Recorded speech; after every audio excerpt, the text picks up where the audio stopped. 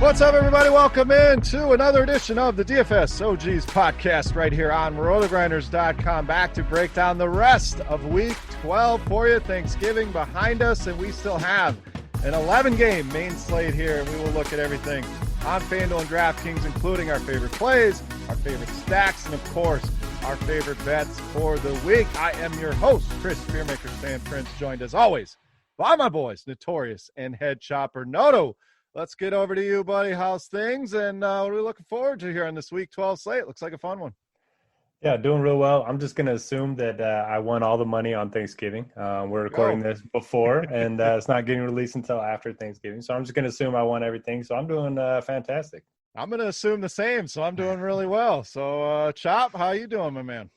I assume I lose every time, so I'm pretty sure I lost, but it's all good. Now's a good time to bounce back on this Sunday slate. But I will bet that you enjoyed your turkey and the rest of that Thanksgiving dinner. So we are here again, 11 games on the main slate. So let's dive right into it here, guys. It looks like the majority of the games are in the 1 o'clock window. Looks like we have an 8-3 split here. So at least we get 3 in the afternoon. But let's dive in here. Tennessee and Indianapolis. Indy, small favorites here. One of the bigger totals we have on the board at 51. So Tennessee looks good to go. Derrick Henry, we saw have that big game against the Baltimore Ravens. Indy side, Phillip Rivers questionable with a sore toe. So they said they're going to keep an eye on that throughout the week. But my biggest question here, Chop, what do we do with this Indianapolis backfield? I think we talk about it every single week. And, you know, we kind of saw Jonathan Taylor have the big game.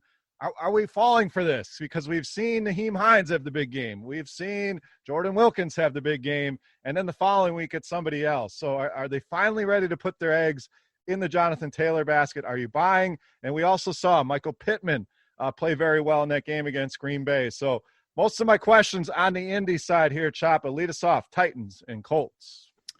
Yeah, I think the best thing you do is kind of just avoid it. I understand the desire to take shots on it in tournaments, and that's fine. But for the most part, even in tournaments, I don't want to play either one of these guys.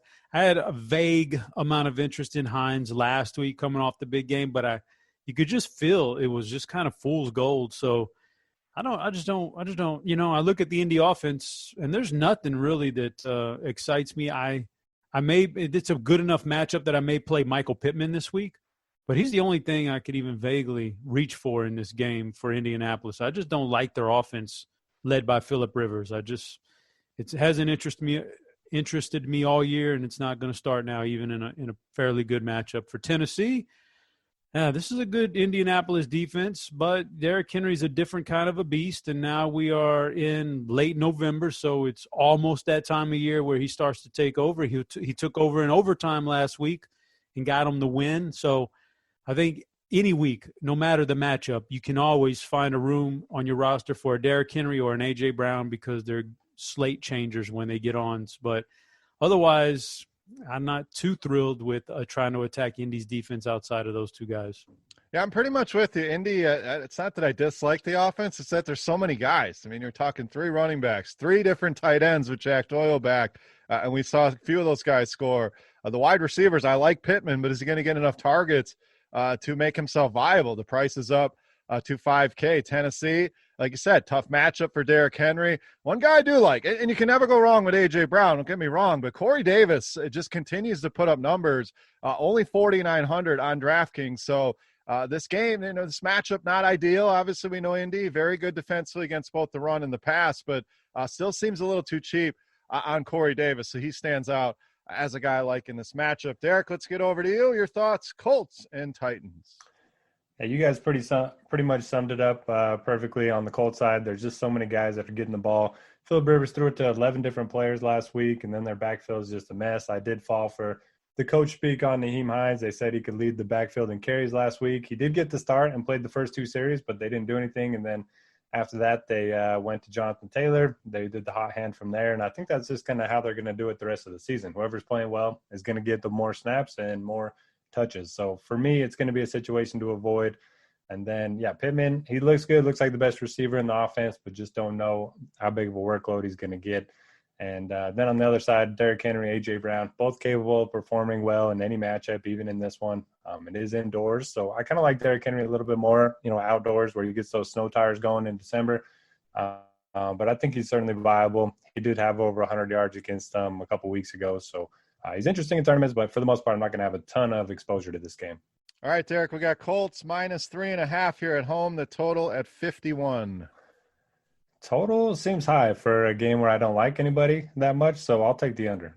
All right, I'm going to take Tennessee with the points here. I think you get a close game. It wouldn't shock me to see them go in and win this game, so give me the Titans plus the 3.5. Chop, what do you got?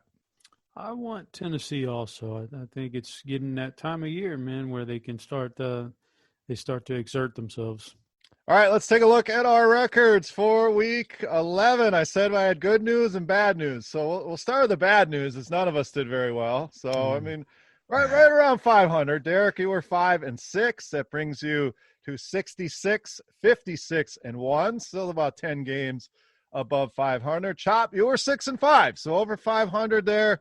A decent week, 64, 57, and 1.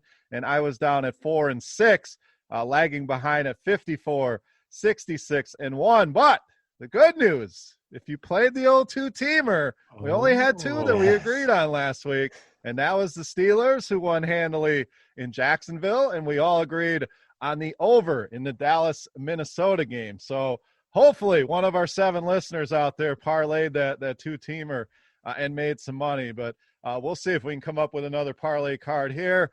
For week 12 so far, nothing on the board. All right, guys, let's move on to our next game. Arizona travels to New England to take on the Patriots. Cardinals, road favorites here. Kyler Murray, questionable. We saw him kind of dealing with that shoulder in week 11. Should be fine, but something to keep an eye on. And then New England side obviously saw the injury to Rex Burkhead. So take one guy out of that backfield, but assuming we're going to add Sony Michel back in. So, Derek, let's go to you here. Again, Kyler, you worried about that? He's up to 8,200 on DraftKings. So even if he is a go, is that shoulder a concern? And then New England, does that Rex Burkhead injury do anything to give you any interest in that New England backfield? Yeah, I mean, a lot of people are talking about Damian Harris seeing this huge boost in his role, but you mentioned Sony Michel being back. I don't think it's going to change all that much for Harris. I still think he's a very good running back. I still think he's going to get enough touches to make him viable, but he's just not involved in the passing game. So that kind of hurts his upside on a site like DraftKings. Then Cam Newton, I mean, finally showed some upside with his arm last week. He always has some rushing potential as well. Pace-up spot at home against the Cardinals, so I like that quite a bit. The thing is, I don't know who to pair him with. I thought it was going to be Jacoby Myers. He was the clear wide receiver 1, 3 straight games. And then last week, it was Damiere Byrd and N'Keal Harry. So I think Cam's viable. I don't think you have to pair him up with anybody. It could be one of those games where, he runs for a couple touchdowns and then none of the receivers go for more than 60 yards, something like that. So Cam's probably the only guy I would look to on the Patriots. And you mentioned the injury to Kyler Murray. It's a little concerning, but most of his productions come through the ground anyway. So I don't think the shoulder injury is too big of a concern. That's a pretty good matchup. I know the Patriots haven't been terrible in terms of fantasy production allowed. They're 13th or better in DVP against all positions, but if you look at their DVOA, 31st against the pass, 28th against the run. So I think it's a pretty good spot for them. And I don't mind pairing him up with Hopkins, even though it'll be going up against Stephon Gilmore. That'll be a fun matchup. Or if you want to go to Chris Kirk, I don't mind that either. So I like the passing game more than the running game. Well, pick a running back. Let's just play it for fun here. Kenyon Drake, 5,400. Chase Edmonds, 5,300. Man, it's tough. I mean, I'll take the one that has more pass catching ability, so I'll go with Chase Edmonds. The two have been splitting snaps the last 2 games, so I think, maybe we finally see Edmonds get going a little bit. All right, and I want to talk James White here. I think he's the guy that, that we know the early down work is going to go to Harris. We'll see how they split that up with Sony Michel, but neither of those guys are really considered pass catchers. So James White kind of steps into that role. We saw him be pretty productive last week, and if we expect Arizona to put up points, New England playing from behind, I think James White could be very viable here. More so on DraftKings, obviously, for that PPR, but just 4,500. I wanted to get his name here in the mix. Chop, let's go to you here. Same questions. That New England backfield, Arizona backfield, any concerns with this Kyler Murray shoulder injury?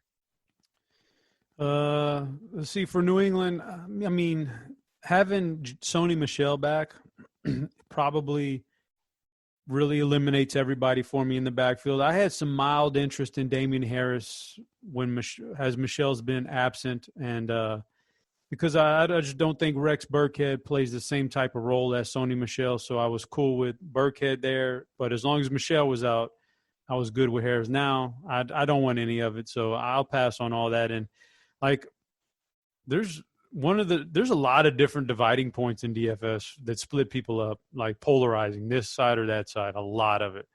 One of them is Bradley Roby, right? Like, is he good, or is it just fluky that he's shutting people down now because he hasn't been good? Like, one side says, oh, he's a shutdown guy, avoid him. And the other side says, Bradley Roby's just catching good side of variance. He's never been good. But, Jacoby Myers went into last week on fire, and he came out putting up a huge dud. Maybe it was Bradley Roby. I'm not sure. So I don't know. Jacoby Myers is, I don't know, tough one. Was it just a Roby game? Or was it really just settling back into what he truly is? I don't know. I don't have the answer to that, but I just think that loss really took a lot of fire out of New England for the playoffs, and I don't think they're a very good offense. I don't expect them to play well in this game, so I'm not going to touch New England's offense, period. Kyler Murray's shoulder scares me a little, but I've never rostered Kyler Murray worrying about him grabbing me 300 passing yards. I want him to run. I want him to scramble, make up plays on the fly. So I'm going to stick with him even with the shoulder injury. And who you pick as your wide receiver to pair him with is tougher again in a matchup like this. But last time we saw DeAndre Hopkins, he put up a dud. Usually doesn't put up 2 in a row. So I'm going to roll with DeAndre Hopkins. All right, Chop, let's stay with you here for a betting pick. Arizona, like I said, road favorites here, sitting at -2.5, 49.5 is the total. Yeah, I think New England's just kind of lost it now, so I'm going to take Arizona. I'm on Arizona for sure. I think you're still getting New England as far as the name value, and they're just not a very good football team. So I'm not worried about this being at Foxborough. There is no crowds. I just think Arizona's clearly the better team. Give me the Cardinals. Derek, what do you got? I like the Cardinals as well, but I'm going to take the over. All right, not trying to force it into the betting card. So he's going over 49.5. Let's move on to Cleveland and Jacksonville. Cleveland, road favorites here, as we'd expect. Jacksonville, we'll see. It didn't do much against Pittsburgh. Gardner Minshew may make his return, so something to keep an eye on there. It doesn't really matter if we don't have any interest in that side of the ball. Mainly here, guys, is the Cleveland side, and the difference in pricing now in the running backs, they've been priced together and similar all season long, but we really saw Nick Chubb kind of dominate the touches there. He's now 7,100 here against Jacksonville, and Kareem Hunt down to 5,600. So he did get that late touchdown, but it was the Nick Chubb show for most of that game. So Chop, break that situation down, because this is as good of a matchup as it gets. The rest of the Cleveland offense, where are we going? And any interest in the Jacksonville side here against Cleveland? I tell you, my season long, the best trade I made all year. I picked up Nick Chubb when he was injured, man, and I ditched Clyde Edwards-Helaire. Well, actually, Clyde had a good game, but I'm happy I did that one a while back, because Chubb's starting to kind of take shape here now, and he's looking good as the weeks wear into the later part of the year. So, I always make it kind of a rule in DFS. I'll have Chubb and I'll have Hunt in my player pool, both equally. And I just make sure I don't play them together in the same lineup. But the way they run offense, almost always one of them usually puts up a good game. Like, it's just what happens. So I want them both. I can't really decide between the two, so I just keep them both in there and play them equally. Rashard Higgins, I'm on the Rashard Higgins train again this week. I think he's the preferred target of Baker Mayfield, and he did okay last week. So I'll play Rashard again, and then Austin Hooper, waiting for the breakout game from him. It should come sooner rather than later, I think. And on the flip side, man, I don't think I can play much on Jacksonville. I guess it's dependent on the quarterback. I'd have more interest in DJ Shark if Minshew is there, I think. But Luton is kind of a statue back there. And I don't want to play James Robinson in this matchup, I don't think. I know he's been good. He gets volume, but price is fine on him. It's up there to where it should be, so I'll pass on him. Yeah, I'm with you on Jacksonville. If it is Minshew, I wouldn't mind like a Chubb Chark kind of mini stack here. I don't think I want to go crazy on this game. There's games I like better here, but I do love the spot for these Cleveland running backs. So, Derek, same question for you. Is the separation in salary justified here? $1,500 difference, and if so, which guy do you prefer? I think I prefer Nick Chubb, but it's kind of crazy. If you look at his game log, he hasn't had more than one target in a single game this season. The last 2 weeks, he's played 44 and 43% of the snaps, and he's still getting 20 carries a game. If he gets 25 carries in this one, he could easily go for 200 yards against the Jaguars.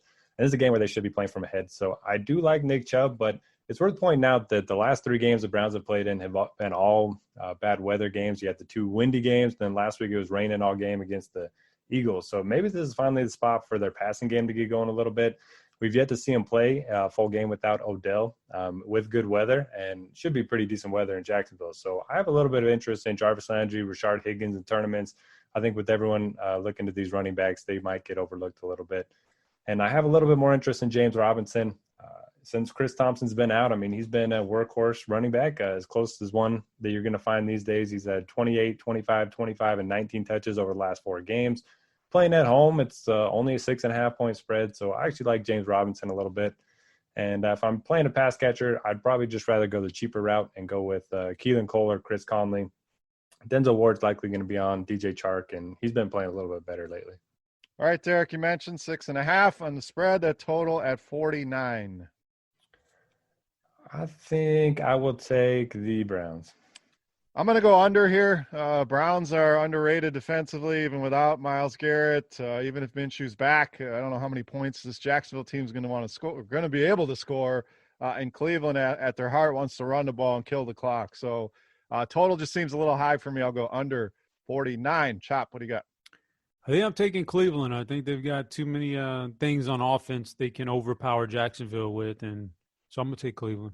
All right, next game we got an AFC East showdown. Call it a showdown, but a very small total here, kind of an ugly game. This one may not take us very long. We got Miami and the Jets. No major injuries really on either side. LaMichael Pirine looks like he's going to miss this week again for the Jets. In Miami, we saw the old switcheroo, which was kind of interesting. You know, they bring Tua in, they win some games, and we won't say it's because of Tua, but we saw them struggle offensively in Denver, and in comes Ryan Fitzpatrick. They say they're going back to Tua here. So just an interesting situation there. You generally don't see with a top 10 rookie quarterback. But Derek, let's start with you here. Thoughts on this game? Honestly, I'm not seeing much here. Maybe the Miami defense might be my favorite play here. But what do you got, Dolphins and Jets?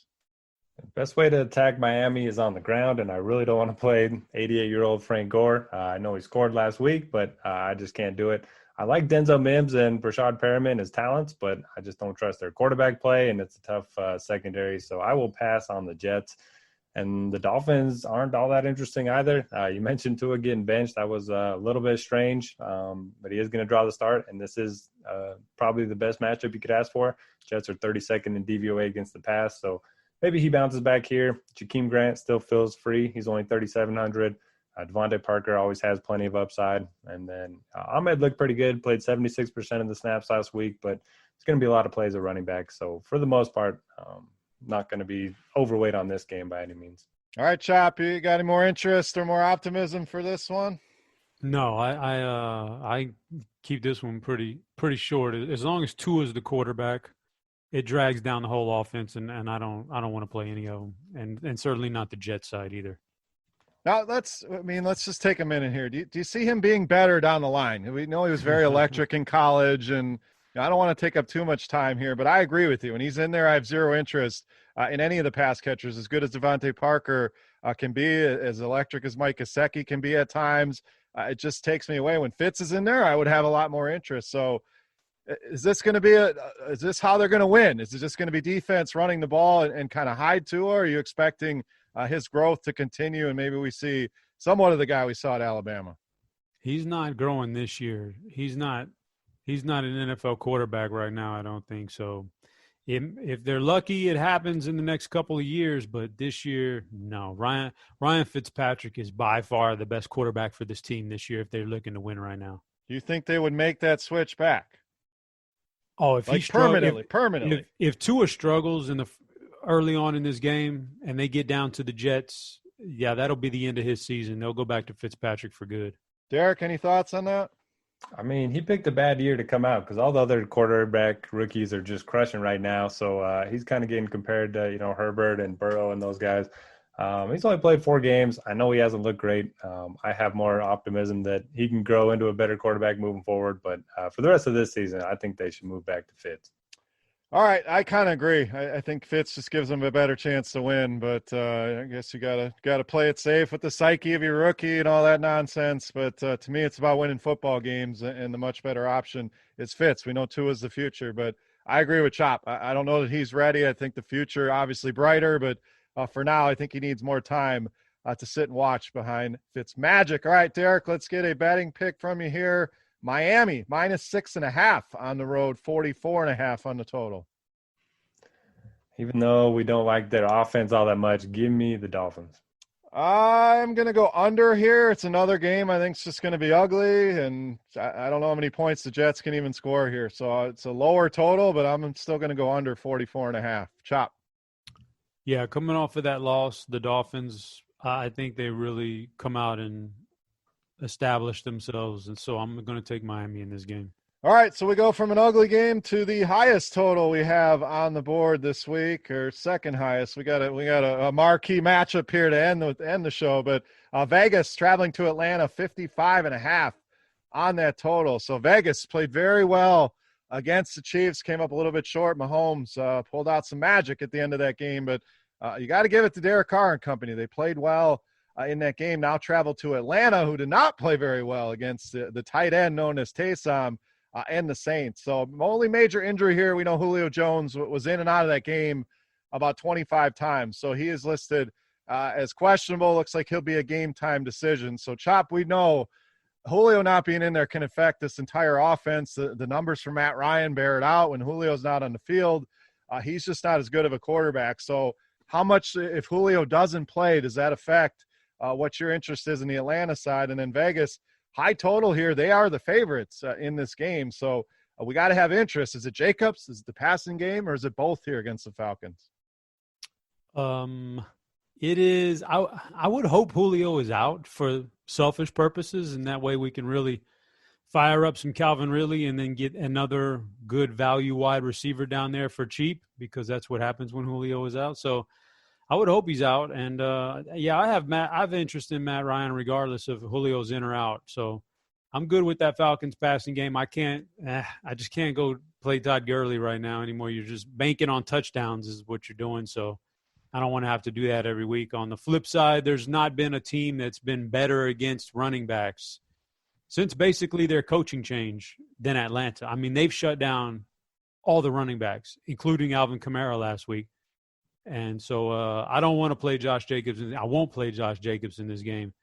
But for the Raiders, looking into it, Nelson Aguilar appears to be the guy now, man, in the wide receiving corps. So I guess you go to I don't mind. I mean, because Ruggs is just not getting targeted, and neither is Hunter Renfrow. So it's either Aguilar or it's Waller. So, I mean, I don't mind either one of those guys in this matchup because you're going to beat Atlanta through the air. Derek Carr's been very, very serviceable this year. So I think one of those guys has a pretty decent game along with Derek Carr. So that's where I'm at. Yeah, I love Aguilar here. I think the price hasn't really caught up to his role in the production. So a great matchup here. Falcons, we know, give up a ton of production through the air, especially to wide receivers. Bottom 5 in that number. And you mentioned it. Ruggs has just not been the guy they expected when they took him as the first receiver off the board. So I love the double stack here. Derek Carr, Aguilar, to Waller. You run it back with a guy like Ridley. Very stackable game, but what are your thoughts here, Raiders and Falcons? Yeah, I like that stack. Sounding better and better. You guys mentioned Aguilar's kind of established himself as a wide receiver 1 there.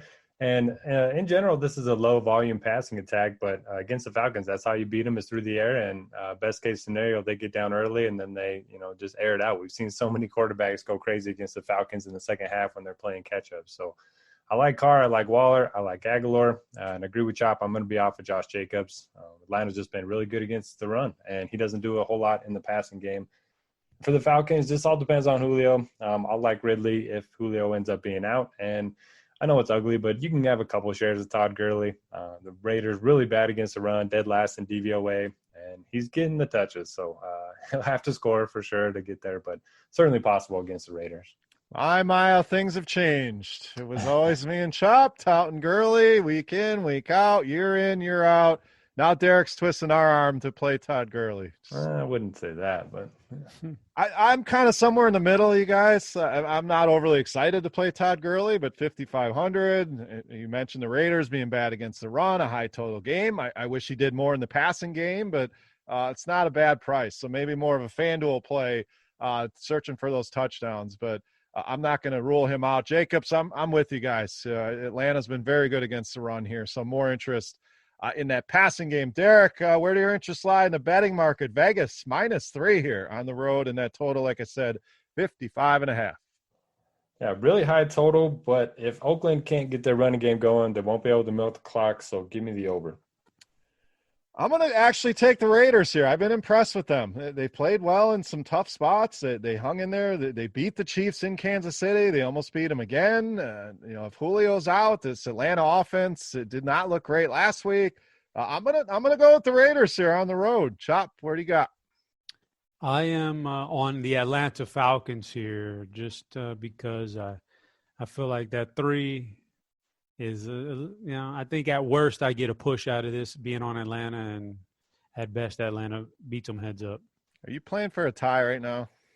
This ain't soccer, Chop. Come on. Well, no, I mean, that's at worst. I think Atlanta wins this game outright. There you go. At worst, I'll get a push out of it. Put some cheese on that money line then.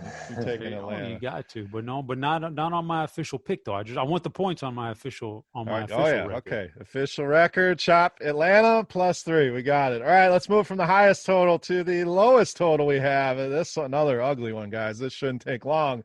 The Giants going to Cincinnati. And anytime the Giants are 5.5-point road favorites, things are not good. Obviously, the loss of Joe Burrow really sucks to see him go down. The guy was on track to break all the rookie passing records. So how does that affect Cincinnati? We know it's a huge loss. Chop, we'll go to you here.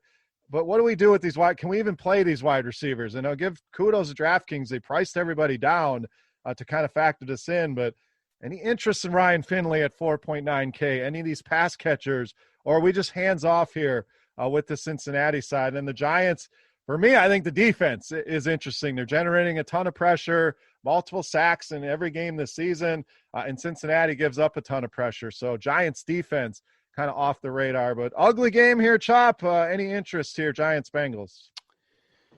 Man, I'll tell you, I give, like you just said, DraftKings, give them credit because this is the lowest price on particularly Tyler Boyd. This is his lowest price all year long, and they did it. I guess they did it because of the Joe Burrow absence, but yeah, it's the only thing that keeps that guy on my radar is being that low of a price tag.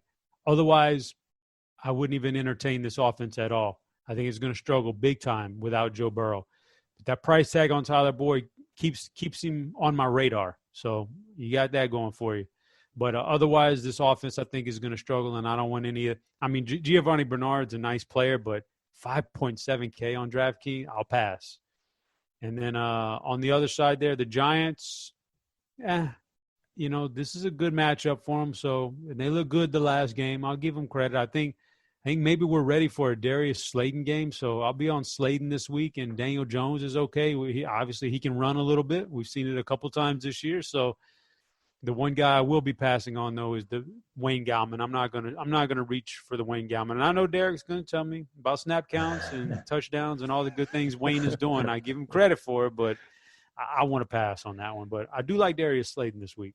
That's the beauty of the OGs. A lot of different ways to look at things. And Derek is going to bring those numbers to us. So I kind of disagree. I don't mind a pairing of Gallman and the Giants defense. I do like the passing game as well. Daniel Jones, we've seen starting to run a little bit more, starting to connect with some of his pass catchers. Evan Ingram, a great matchup here. It didn't work for Logan, Lance, Thomas, whoever the hell we want to call him. But I like Ingram in this spot as well in a good matchup. So a little bit more interested in this Giants side. It's kind of scaring me, Derek, in a 42.5, liking so many Giants. Where are you coming out on this one?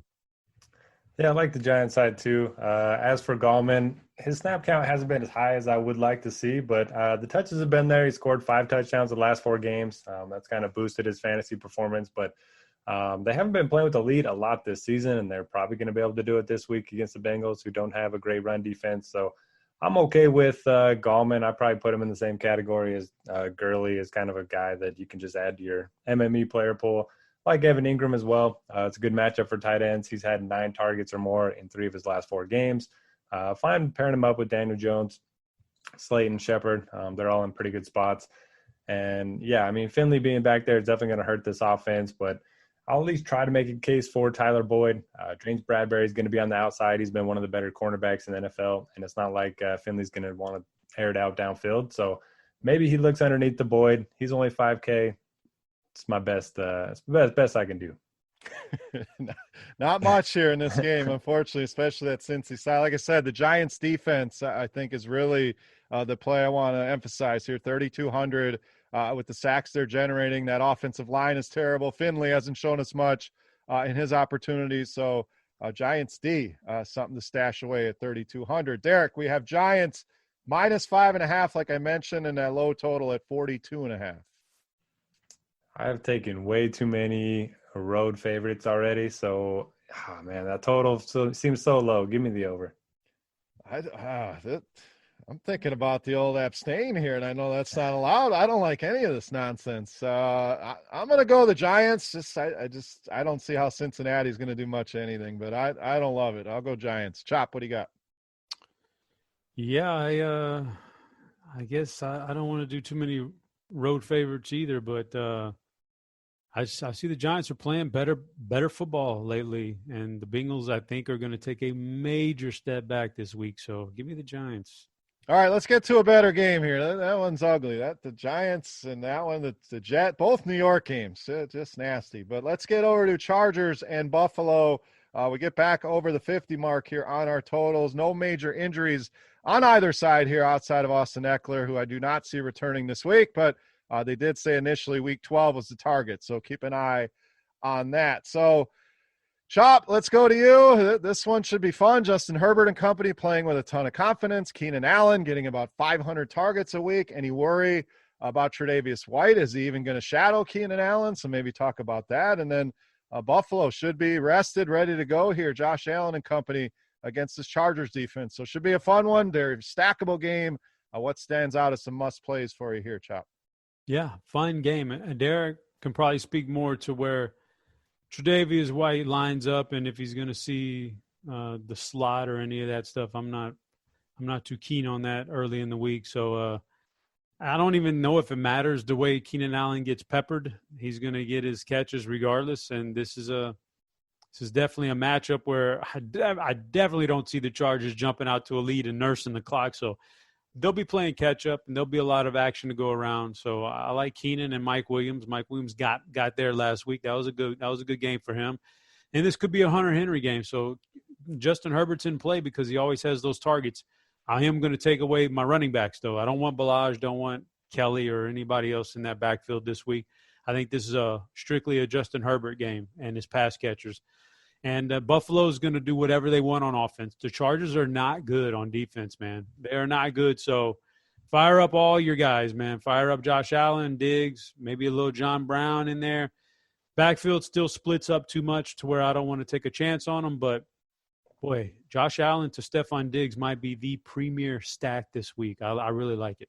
Yeah, I don't hate that. And officially on Eckler, they are going to activate him from the injured reserve this week, but still not sure if he's going to play. They have a 3-week window of whether to bring him back to game action or not. So something to keep an eye on if you are looking at a Kalen Balaj in the backfield. But I'm with you, Chop. It's more the quarterbacks and the pass catchers for me. No interest in that Buffalo running game. I prefer Zach Moss. I wish he would just take this backfield over. But for now, these guys are doing too much of a committee for me to lock any of them here in DFS. Derek, let's go to you. Buffalo Chargers, fun game. Who's standing out here on your side? Yeah, Eckler is active. Pretty easy to avoid the Chargers backfield. If he's out, Kalen Balaj, I haven't given him enough credit over the last 3 games. I just continue to see him as a Dolphin where he was getting like 1 yard per carry. But he's looked pretty good the last 3 weeks. He's played 72% of the snaps 2 weeks ago and then 67% of the snaps last week, even though he got hurt and was forced to miss most of that first drive. So I think he would be interesting if Eckler ends up being out. But I do like the passing game here. Herbert's been awesome, at least 20 fantasy points in every game. Keenan Allen, I don't know if Tre'Davious White travels into the slot, but most elite cornerbacks do not. So I would expect him to avoid Tre'Davious White for most of the game. And even if he does match up against him, he's going to get a lot of easy targets over the middle. So do like Keenan Allen once again. He's just like a lock for 20-plus fantasy points at this point. And Hunter Henry touchdown catches in back-to-back games. Buffalo has struggled to defend tight ends this season, so I like him. And then, Stephon Diggs, Josh Allen, one of my favorite stacks of the week. So I like this game a lot. Now, a couple things. If Tre'Davious stays on the outside, that probably takes Mike Williams out of play. So maybe it pushes even more targets towards Keenan and Hunter Henry. And Kalen Ballot, you want to talk about tilt. Now, let's go back to I said it on Twitter, but these damn Chargers in either warm-ups or the first drive, we can go back to Tyrod Taylor. Derek, I believe you had played him that week as well. Mm-hmm. They puncture this guy's damn lung. Then the Justin Jackson week, he gets hurt in pre-games, had a ton of him in DFS. And then I got some pretty good lineups going. Kalen Ballage locked in. He goes down on the opening drive. It was frustrating as hell, but glad he came back. Ended up doing okay in that game. But just tilting here with the Chargers. They always find a way to lose games or mess things up. So they're just a cursed franchise. But one thing I could say, the old haircut for Justin Herbert did not affect anything. Went out and had another great game. Now probably locked in as that rookie of the year with that injury to Joe Burrow. So betting-wise, Derek, we have Bills -5.5 at home, total at 53.5. I'll take the over. I'm smashing the over here. I just, you mentioned the Chargers defense, Chop. I think Buffalo is going to be in the 30s here. I think Herbert can do enough to put his team near 30. I think this is one that could hit 60. So easy over for me. Chop. Oh, baby. Put it down. Put it down on the sheet. Hey, there's one. I gotta mark this down. Our first one. We may have a one team, or you can go all in on a single bet, but all in on the Buffalo Chargers over. All right, last game here in the early window. We got Carolina traveling to Minnesota. Carolina side Teddy Bridgewater listed as questionable. I'd expect him back. P.J. Walker looked decent, but it sounded like Teddy was close to playing last week, and now a little revenge game going back to Minnesota. So keep an eye on that. Christian McCaffrey listed as doubtful, so don't expect him to return this week. Minnesota side, Adam Thielen dealing with COVID. I don't know if he tested positive, if he was exposed. I don't have any issue or news on that, but that could open up obviously Justin Jefferson or even an Olabisi Johnson at minimum price. So Chop, let's go to you here. Carolina side, let's just, whether it's Teddy, PJ Walker, I don't think is a huge difference. And then Minnesota, my main question, interest in those receivers, and can you pay $9,500 here for Dalvin Cook against this awful Carolina run D?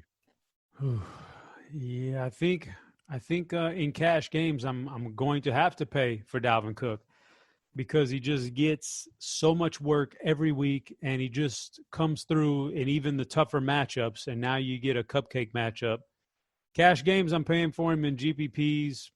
You don't have to, but I don't think there's a whole lot of downside with him unless he does something crazy like go out and gets injured early. So otherwise, I'm good for Dalvin. But they've got a lot of good weapons on that team every week. I mean, I feel like I could play Adam Thielen any week. I could play Justin Jefferson. So they got the weapons over there, and this is a pretty good matchup for them.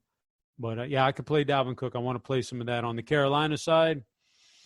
Now it's getting tricky, man. It's getting tricky now. Mike Davis is okay. He's certainly we can get rid of the Christian McCaffrey light description because he's not that good, but he's serviceable. At this price tag, I don't know if I'm going to go there, but the wide receivers are just, man, this is too much for me. Like it's legit 3 different guys: DJ Moore, Robbie Anderson, now Curtis Samuel's been put in the mix.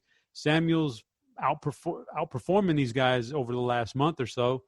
Robbie Anderson's the one taking the back seat. I don't like it. So it's if you have 3 good wide receivers in fantasy, you usually have none. That means so I don't know what to do with them, but I guess the safest one is DJ Moore. He's been pretty steady this year, but I don't like it, man. For some reason, it's a good matchup. I just can't wrap my head around too many Carolina guys this week. Period. The end of statement. Beer? Beer might be on mute. He is on Beer. You're on mute, man. No, mute. Come on, I wouldn't. Who would be on mute after 3 years of doing a podcast? You think you'd have all your shit together? No, of course I was on mute. So I was going to say, you brought up 3 receivers. Unless you're Pittsburgh, then everybody gets double-digit targets. But for me, it's Samuel. I mean, he's the cheapest of the 3. He gets work out of the backfield, and I don't mind this matchup with Minnesota. I agree. It's frustrating that nobody really stands out here, but if you're playing Dalvin, you want to run it back.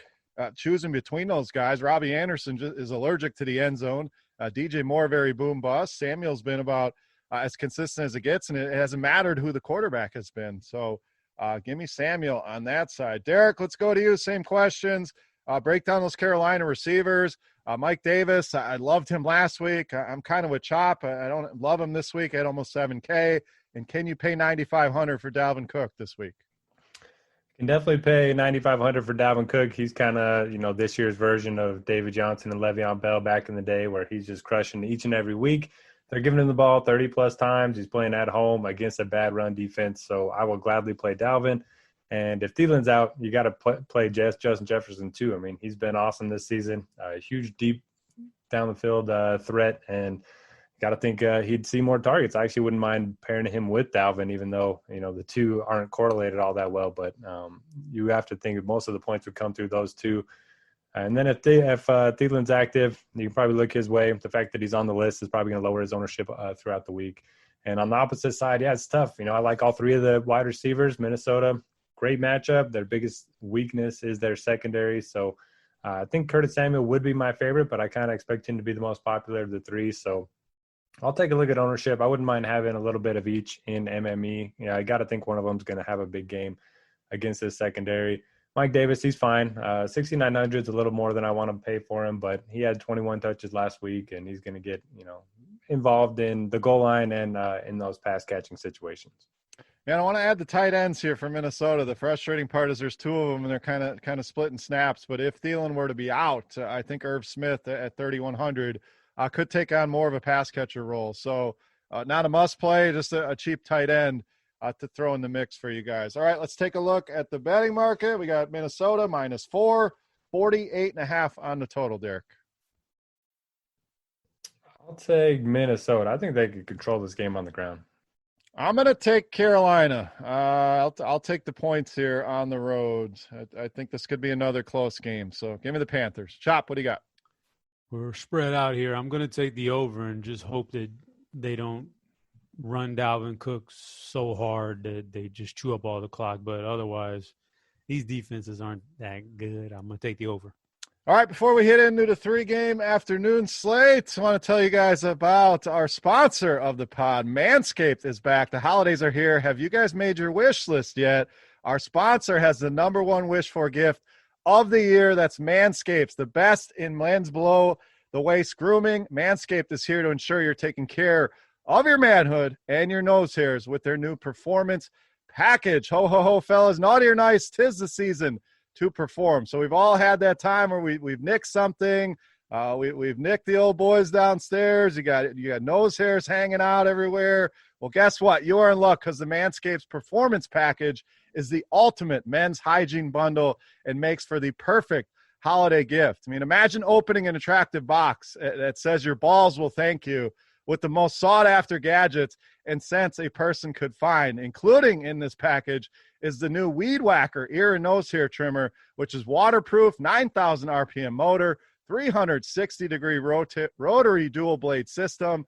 And look, guys, 79% of partners polled admitted that long nose hair is a major turnoff. Why not use the best tools for the job here? So this bundle includes the Lawnmower 3.0 trimmer, the best trimmer on the market for your balls, your butt, and your body. And the dads can't stop talking about this. The teens secretly buy this, and the women will love you for it as well. So 'tis the season of Manscaped. So get yourself, your dad, your brother, your fellow OGs, your friend, whoever it may be, the best gift of all, and that's a package to Manscaped. So all you got to do, go to manscaped.com, get 20% off and free shipping with the code ROTO, ROTO.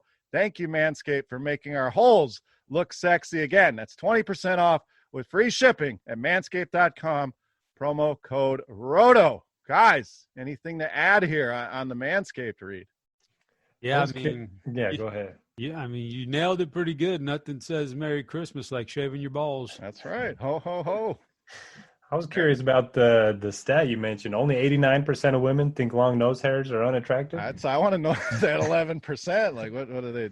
I don't even want to get into what they do there. But yeah, that's and how do these polls get conducted?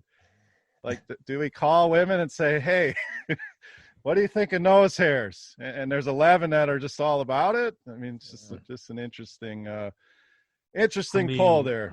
Notorious probably not quite having to worry about it just yet, but I know, Beer, you probably got some of these issues. Like, I see some hairs growing on my ears, man. Dude, my I got ear hairs hair coming out of everywhere. I don't know what the hell is, and my eyebrows. Like, I was making fun of this actor the other. Like, I was watching this HBO show, The Undoing. It's got that Donald Sutherland. You know, he's got these eyebrows.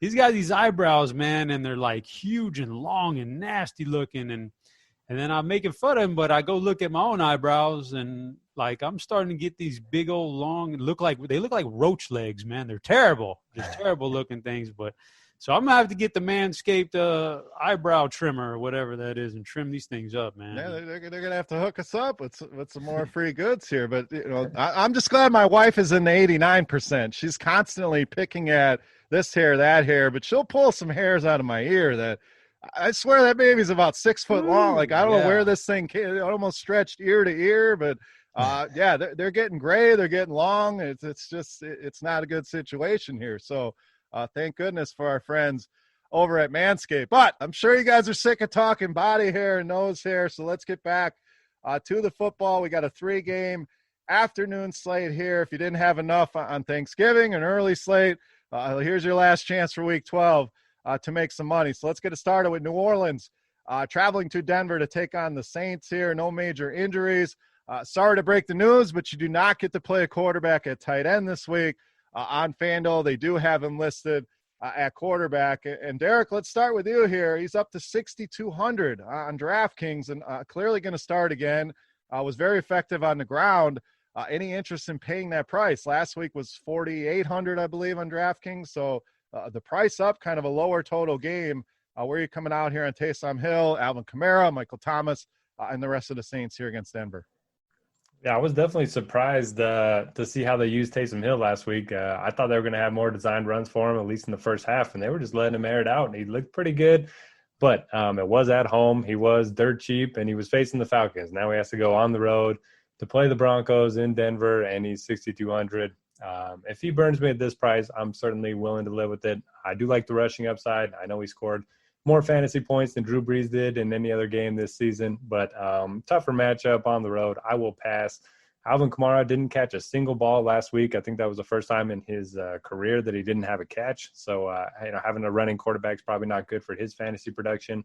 Maybe they get him going a little bit, but kind of feels like a bad spot. I don't know. And then Michael Thomas is getting most of the looks from Taysom. So he'd probably be the one guy I would be interested in for the Saints side.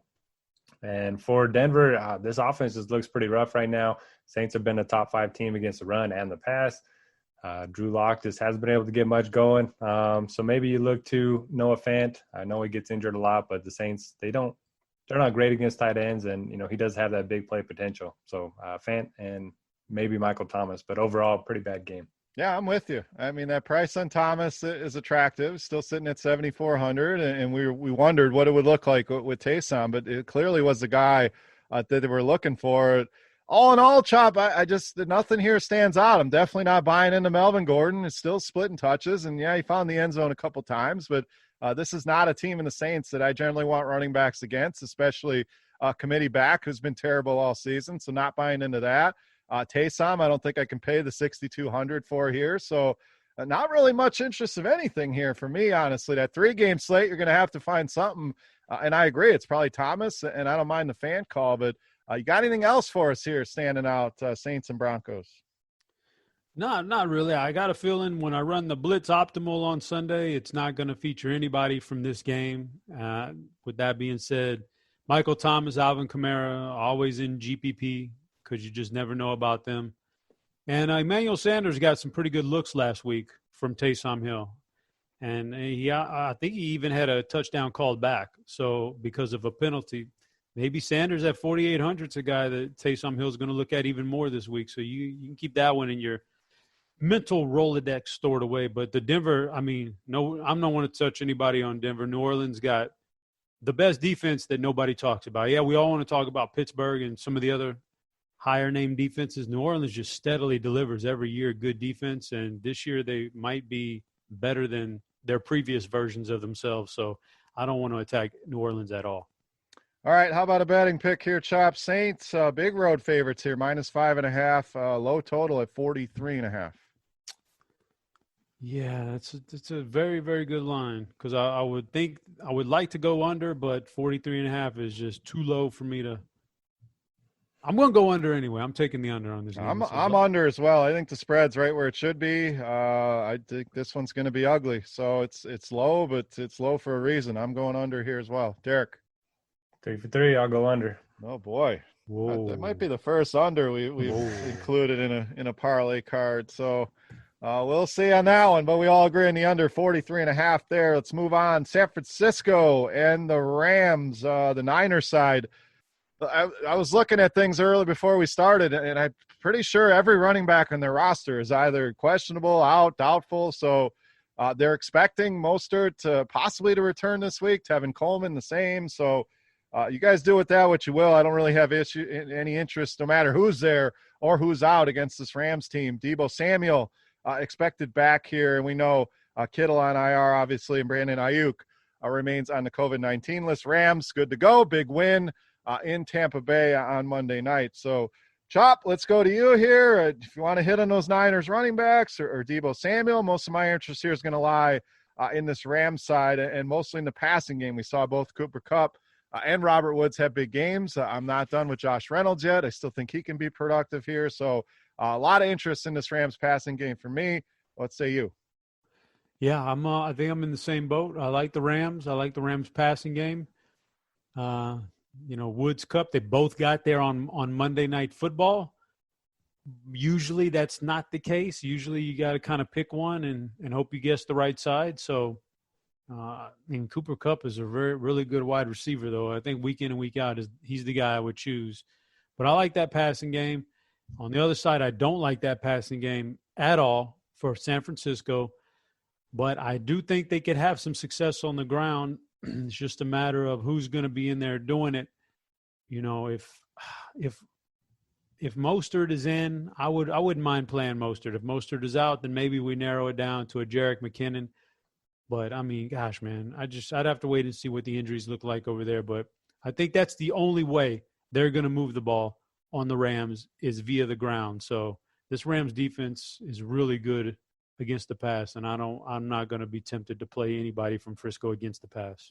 All right, Derek, what about you? We're both interested in this Rams passing game and really not much else here. So Rams running game, anything on the San Fran side? Your thoughts, Niners, Rams? Yeah, I have more interest in the Rams defense than I do in the Niners offense. There's just so many question marks. You guys mentioned all the running backs being questionable. So just take a wait-and-see approach there. It's not like it's a great matchup anyway. Ayuk, he didn't test positive for COVID. At least we don't know he did. He might just be on the list and able to return by Sunday. But either way, Rams got a very good secondary. So like you guys mentioned, don't really want to pick on their secondary, and then maybe look at Jordan Reed. I know he doesn't play a ton of snaps, but when he's out there, they're trying to give him the ball. He's only 3,600. Maybe he's the way they move the ball here. And for the Rams, I'm fine with their passing game, but I always just seem to be on the wrong receiver. I finally bought into Josh Reynolds after he had more targets and receptions than Robert Woods over the last 3 weeks, and then he kind of put up a dud against the Bucs. So, yeah, it's just hard for me to pick which one I like, but they do feel underpriced. Kupp is 64 and Woods at 58. They definitely seem like good values.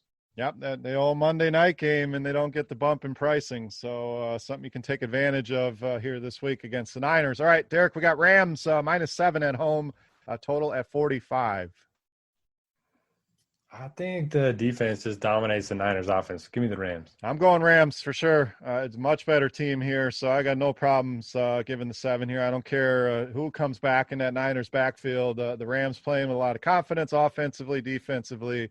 Rams -7 for me. Chop. I'm going to take the under on this game.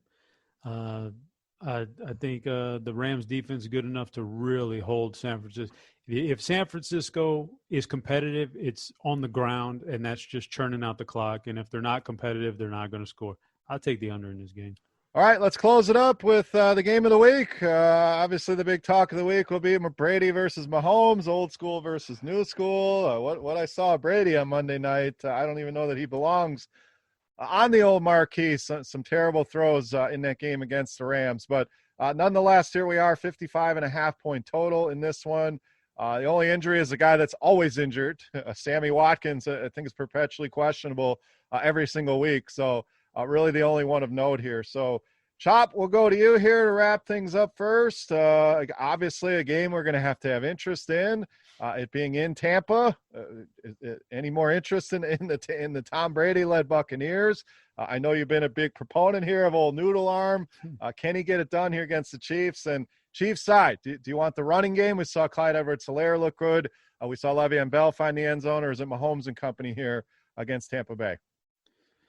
No, I don't want the running game for Kansas City. This defenses like Tampa Bay and teams like Tampa Bay are really good for Patrick Mahomes. It actually gives them the green light to open it up and be competitive for 4 quarters. So I like the passing game on the KC side. Mahomes, pick your either Tyreek or Travis Kelce being the main guys, and then we'll see if Sammy Watkins plays. But Tyreek and Travis should be enough anyway. But I like the Mahomes passing game. I don't want any of the running game here. And I'm not worried about Tampa Bay's defense. Like we saw on Monday Night Football, they're good, but they can definitely be exploited. So give me all the KC passing game. Now, the thing about Brady is he's really good when he's upright in the pocket with time. No pressure at all, right? We know that. So it's going to be up to KC to get pressure. And if they don't, he can have some success against this defense, and I think he does. So I'll give him the benefit of the doubt in this game. I think Brady has a pretty good game because I think they keep him pretty clean, in which case I want to target him with Antonio Brown first, then Chris Godwin, then Mike Evans. That's my hierarchy, although Mike Evans is making me look foolish here lately by being the guy. But I'll stick to Brown first, Godwin second, Evans third, and a hard pass on this backfield. Yeah, agreed. I don't have a ton of interest in the running backs. Now, Edwards-Helaire could get there through the passing game, but like you said, Tampa Bay has been good against the run dating back all the way to last season. They've been one of the best, if not the best, run D in the league. So all the Mahomes, Kelce, Hill for me, Tampa Bay side, it's tough because, as you said, there's a bunch of wide receivers on that side. But we've talked about Antonio Brown kind of moving up the pecking order. He remains the cheapest of the 3 receivers here. So he'd probably be my guy on the Tampa Bay side, but no issues with any of those guys, all being right around 6,000. So Derek, let's go to you. Wrap us up here for week 12, Chiefs and Bucks. Yeah, I love the Chiefs offense in this one. Not worried about the Bucks defense, like Chop mentioned. If anything, Mahomes is going to be aggressive for all 4 quarters, which we love to see. So don't mind going to him. I prefer Kelce over Tyreek just because he's a little bit cheaper, and paying up a tight end is kind of tough to do just based on the way roster construction is. So maybe he gets overlooked a little bit in terms of ownership. No interest in the running game. And for Tampa Bay, look, Brady's been bad. He's looked bad a number of times this season, but he does have 3 games with at least 34 fantasy points. And one of them was right after that bad game against the Saints. We always talk about angry Tom Brady and, him playing well the next week. And, he did against the Panthers. I think he's going to bounce back and have a good game here. I like the point that Chop mentioned about the pass rush. The Chiefs 19th in adjusted sack rate, and they've had fewer pressure on the road than they have at home. So I think it's a pretty good spot. If I'm picking a receiver, I'll probably go with Antonio Brown too. It seems like he's getting more and more involved each week. Had 5 targets the first game, 8 the next, and then 13 last week against the Rams. But no issue with any of them. They could all, easily go off. And you could even double stack and bring it back with, a couple pass catchers here. So definitely a good game, especially if you're playing that 3-game late slate. This is the one you want exposure to. Absolutely, no doubt. All right, we got Kansas City -3.5 on the road, 55.5 on the total, Derek. I like this game to stay close. So give me the points with Tampa Bay. I'm going to take the Chiefs here. Just Tampa Bay. It's too many question marks with this team, and it's not just what I saw against the Rams. It's a couple spots. They just against the really good, really elite teams. You kind of see the holes in the armor here for Tampa Bay. So I think the Chiefs win this game probably by a touchdown or so. So I'll gladly lay the 3.5. Chop, what do you got? Give me the over in this game. Over 55.5. All right. I believe that gives us 2 on the parlay card. Is that accurate? I got Chargers, Bills over, and Saints, Denver under. It sounds about right. All right. There you go. That's the 2-game winner. Worked for us last week. So if you get out there, you put that bet in, let us know. Hit us up on Twitter at RG_Notorious, at HeadChopper, at BeerMakersFan. Love to see you guys hitting on those bets. But that will wrap us up here, guys, for Week 12. We had our Thanksgiving pod earlier in the week. We wrapped up the main slate here, guys. Any final thoughts to close out Week 12? Derek, let's go to you. No, nothing stack worthy, at least right now on my mind. But just best of luck. We only have a handful of main slates left, which is kind of crazy. So enjoy it, and good luck. Oh, yeah, favorite stack, favorite play. You nothing? Come back around. All right, Chop, you got anything? Favorite stack, favorite play? You don't have to do all of it. Hit on something. And final thoughts here for Week 12.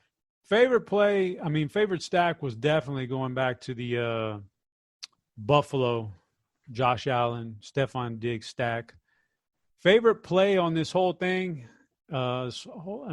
considering price, ownership, everything that goes into it, I think it might be Rashard Higgins for me, like super sleeper under the radar. I'm not saying he's going to project and be the best scorer, but for 4.7, I really think he may be Baker Mayfield's favorite target. And they, like we mentioned, man, they finally get a game with no weather against Jacksonville.